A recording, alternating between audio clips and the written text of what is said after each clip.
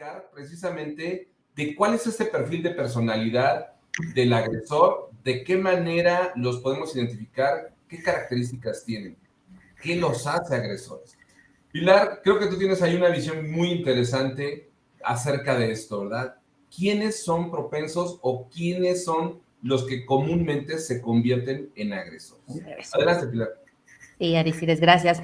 Pues pensemos en una diana, ¿no? Donde en el centro está el agresor o el acosador. Básicamente, ya lo hemos venido platicando, es la persona que conscientemente quiere hacerle daño, en este caso, a la víctima.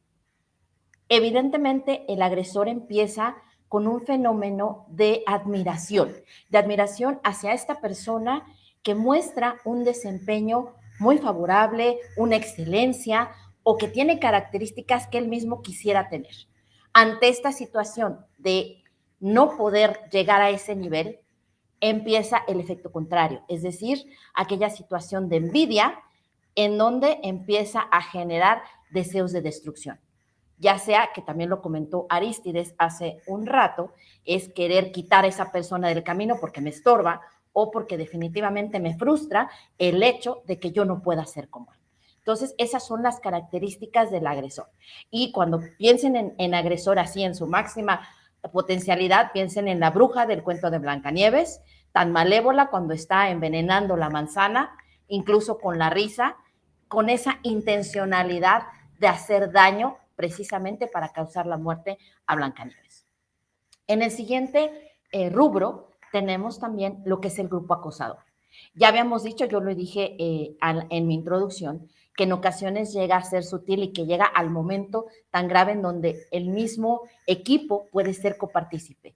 Y aquí es donde entra este grupo acosador, que son los miembros del equipo que se hacen cómplices de este agresor, que fomentados precisamente por este agresor, por esta envidia, porque ellos también llegan a sentir esa envidia y quieren eliminar a este integrante, pues participan en estas conductas agresivas con gestos, palabras, insinuaciones, ninguneos, ¿no? Rumores, que al final del día lo que se conoce a esta conducta es conocida como el gang del acoso. En el siguiente nivel o círculo encontramos al grupo tácito, de colaboración tácita. ¿Quiénes son estos? Los podemos identificar como los testigos mudos. Es decir, aquellas personas que si bien no ejercen la violencia tal cual, o en este caso el mobbing, sí son copartícipes porque están viendo la situación y por un lado no hacen nada, o en un momento dado lo que hacen es creerse, los chismes, o en un momento dado no investigar y entonces tomar acciones en contra de la víctima.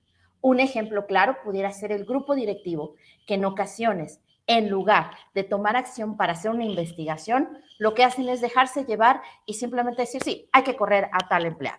Y por último, pues está en la última diana, está la parte de los amigos, las amistades incondicionales, que son aquellos que van a ayudar a la persona a irle diciendo, y está siendo víctima de esta situación, esto no es justo, apoyarlo un poco a poder entender la situación e incluso apoyarlo en la denuncia, pero curiosamente también sabemos que por miedo, estos grupos, a pesar de que pudieran ser incondicionales y de apoyo, también pueden retirar en ocasiones el apoyo por el miedo de no sufrir ellos mismos el acoso. Gaby, ¿nos complementas? Claro que sí, Pilar. Creo que esto es como algo tan sistemático, tan planeado por parte del agresor. Aunado a esto, lo que quisiera agregar yo es que existen ciertos perfiles psicopatológicos ligados a estas personas violentas o estos agresores comunes del mobbing. Estas se dividen en cuatro grandes psicopatologías. La primera es el síndrome Mía, el segundo es el psicópata, el sociópata y el narcisista, del que ya nos había hablado Ernesto. Voy a ahondar un poquito en el en el primer trastorno, porque es el menos conocido. El síndrome Mía es el síndrome de mediocridad inoperante activa. Esta teoría parte del psicoanálisis y en esta se afirma que ante la carencia de excelencia existen 3 tipos de mediocres. Uno de ellos es el mediocre inoperante activo. Esta persona, al no conseguir esta excelencia, intenta extinguir la excelencia. Y al complementarse con otras características tales como esta envidia maligna, como la necesidad de control y la inclinación a una tanatofilia, nace el placer o el deseo por destruir a la otra persona. Dentro del trastorno, psicópata, pues ya saben, bueno, es un poquito más común o más escuchado por las películas o por las series, pues son estas personas, ¿no? Que se caracterizan por esta falta de empatía, por la incapacidad de tener relaciones afectivas o vínculos afectivos, fuertes, por la manipulación hacia las demás personas, el uso de violencia instrumental, entre otras cuestiones. Y bueno, la parte del narcisismo, pues, se caracteriza en general por una constante afirmación de las otras personas, por, ser megalómanos, la búsqueda constante de autorreconocimiento de las otras personas y, la falta de empatía también con las demás personas. Sin embargo, todo esto, pues, nace de la baja autoestima o del bajo reconocimiento hacia sí mismo. O sea, todo parte de la baja autoestima que se tiene esta persona agresora. Es correcto. Y finalmente, ya identificamos las características tanto de víctimas como de agresores, ¿no? Ya hablamos de este contexto organizacional, de qué manera está afectando al entorno organizacional. Pero regresemos al individuo. ¿Cuál es la afectación que tiene el individuo, la persona que es víctima, por esta sobreexposición a un factor de riesgo psicosocial, que es la violencia laboral?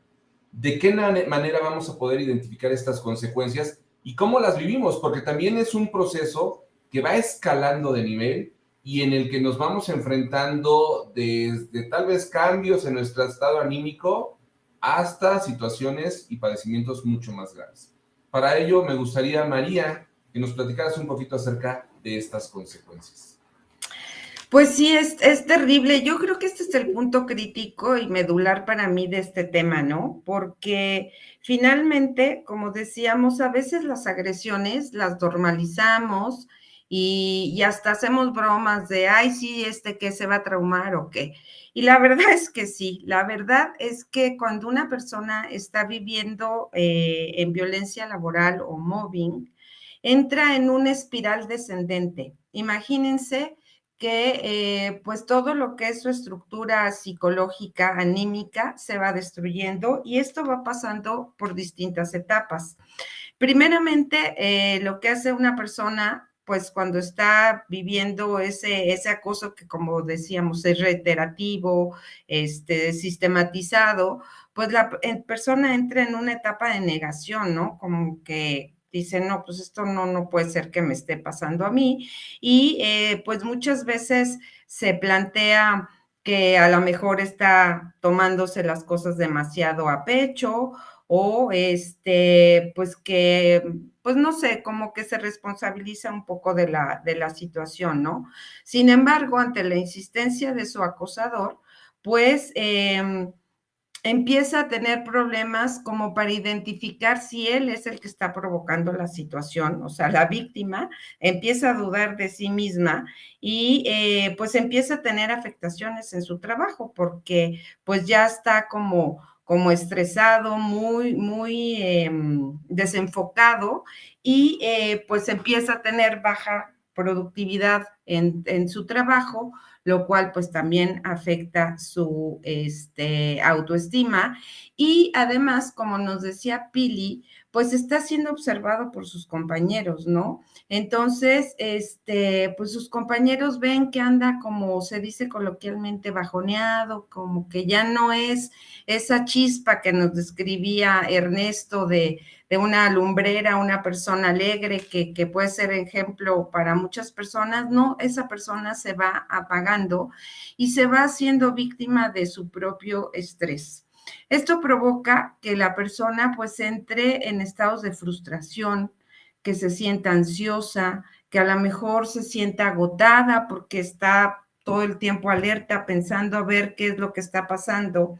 Y pues eso el agresor lo aprovecha, ¿no? Para, como se dice, darle la estocada final y hasta el grado de que provoca tanto, la víctima siente tanto miedo que incluso puede llegar a justificar qué es lo que le está pasando, o sea, puede llegar a justificar a su propio agresor.